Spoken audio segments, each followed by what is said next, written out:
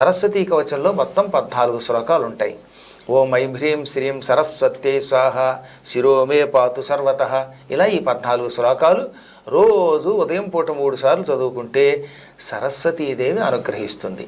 ఈ సరస్వతీ కవచం యాజ్ఞవల్క్యుడిని బాగు చేసింది. వాల్మీకి మహర్షి ఈ స్తోత్రం చదివిన తర్వాత రామాయణం రాశాడని దేవి భాగవతంలో ఉంది.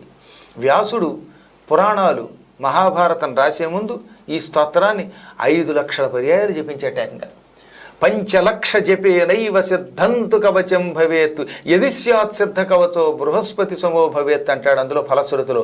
ఎవడైనా తన జీవితంలో 5 లక్షల పర్యాయములు ఈ స్తోత్రం జపిస్తే వాడికి కవచం వచ్చి పడుతుంది. అంటే సరస్వతీదే వాడికి ఒక కవచ రూపంలో రక్షిస్తుంది. వాడు బృహస్పతి సమో భవేత్, బృహస్పతితో సమానమైన పండితుడు అవుతాడు. తన జీవితంలో ఒక 5 లక్షలు చదవడం పెద్ద కష్టం కాదండి నేను అనుకుంటున్నాను.